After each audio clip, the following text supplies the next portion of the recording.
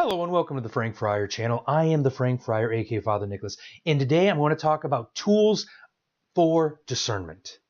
This is the first video of a 4-video series that's going to be occurring in this month. So why am I talking about these tools of discernment today? Because recently my order has just had a come and see weekend where young men who are discerning religious life come to visit us and check out our way of life to see if it's for them. And I usually offer them this insight on discernment as ways of understanding how the Lord is calling them to a deeper communion. So by using these tools I'm going to offer you today in your discernment process, my hope is that through these insights from Carmel, these tools can help you grow in deeper communion, which is one of the great gifts that our ideas and desires for discernment and making the choices in our life are for. We just don't choose things for the sake of choosing them. In relationship to our Christian life, we make a choice in order to live in deeper allegiance to Jesus Christ. So this first of 5 tools in discernment is this: self-knowledge. And self-knowledge comes from a need for freedom in our life. We need to know ourselves.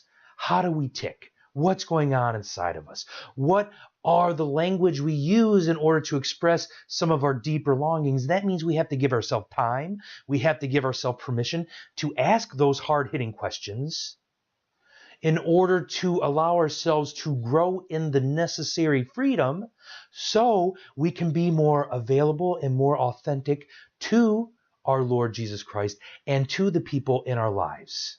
So self-knowledge, necessary for this discernment for deeper communion through the choices that we make. Our second tool sort of comes from that, and this is the idea of attachment. If we grow in self-knowledge of ourselves, one of the things we become aware of is what are we attached to and how are we attached to these things? It can be good things that we're attached to. Maybe it's a good practice that we have in our life, but over time, maybe these practices have become self-defeating or points of, how do I want to put this, harm. And what I mean by that is maybe they become points of tension that breed frustration with other people in our life.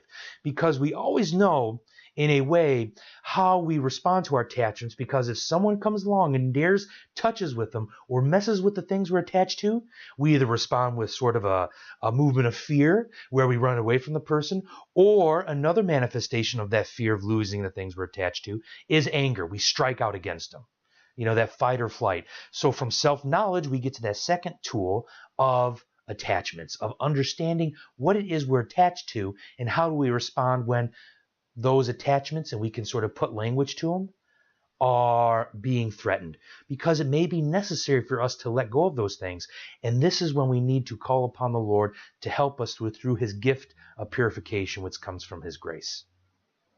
Our third tool is this: understanding the sheer fact that our faith is not equal to our feelings. We believe in Jesus Christ. Sometimes Jesus Christ isn't going to make us feel warm and fuzzy on the inside. Sometimes our faith is going to take us to places where we don't want to go, where we don't want to be. All you have to do is read St. Paul's second letter to the Corinthians and see all the pain and suffering that he went through.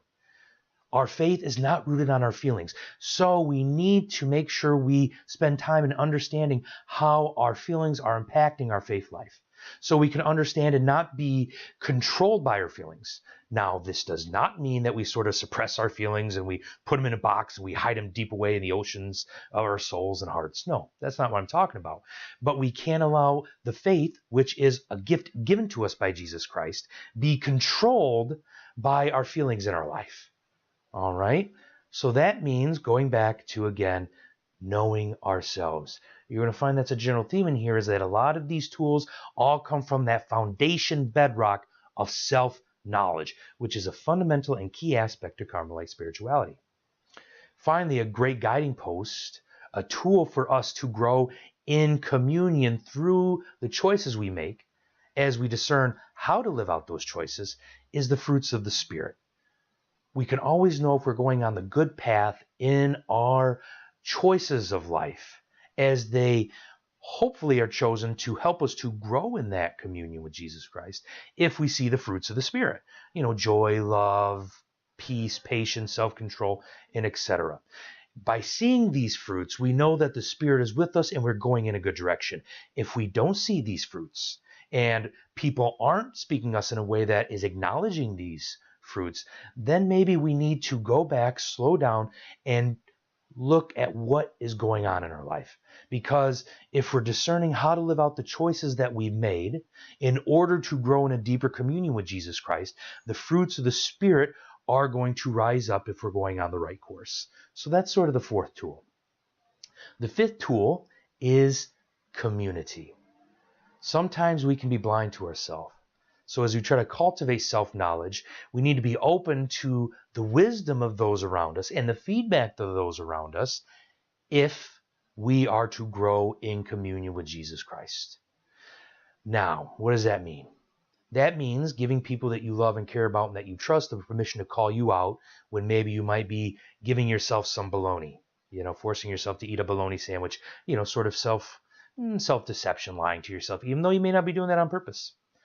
Also, if you're discerning the religious life or the priesthood, for example, you need to talk with people in that way of life. That means if you want to be a priest and you're discerning the priestly life, you have to talk to a priest. If you're discerning religious life, you need to talk to somebody in religious life. Just like if you want to be a doctor or a lawyer, I hope that you're talking to a doctor or lawyer to see if that's right for you and to see if that choice and that way of life will help you to grow in communion with Jesus Christ. Because Carmelite discernment is all about growing in a deeper communion with Jesus Christ, who, as Carmelites, we're called to live in allegiance with our entire lives. So Jesuit spirituality, and I talked about this in another video, and I'll link it to it on this video through the tile above me. Jesuit discernment is about making sort of universal choices. Do I choose A or do I choose B?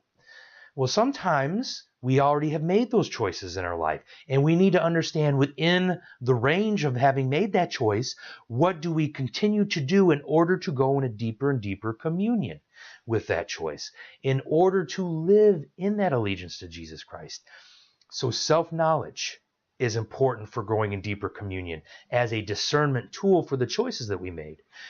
Understanding our attachments and what occurs when those attachments are threatened in our lives.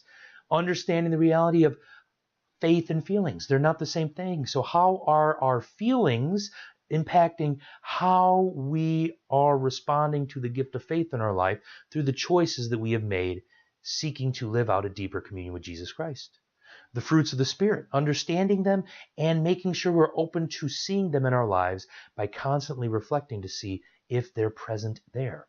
And then finally, community, allowing people in our lives to challenge us and push us in a way that we may not normally be used to in order to go into that deeper communion. I hope you enjoyed this video today. And remember, this is the first part of a series of 4 videos. My next videos will be on sort of temptations as it relates to going in deeper communion in relationship to active ministry. There will be one on prayer. And then the final video will be on sort of a deeper sense of grand openness to God. And all of these are under that big umbrella of understanding that when we're discerning, at the end of the day, what are we discerning through our choices? A way of growing in deeper communion with Jesus Christ so we can be more available to Him and more available to our brothers and sisters around us. And finally, more open and available to ourselves. So thank you for your time today, my brothers and sisters, and know that I'm praying for you and know that I'm with you. And if you like this video, please subscribe to the channel. It really does help me. If you want to have more of my content, visit my website, thefrankfriar.com. There you can find links to my podcast and my weekly blog, and also to my articles I write for the Catholic Stand. Also, if you wish to email me, you can do it through my website. If you're discerning a vocation to the religious life, please make sure you go to my website. There's a vocation tab there, and send me a message. I'll be happy to help you. Thank you again for your time. Know that I'm with you. Know that I'm praying for you. And if you haven't yet, I'll say it one more time. Please click that subscribe button. It really does help me. Know that I'm with you in prayer. And may God continue to bless you.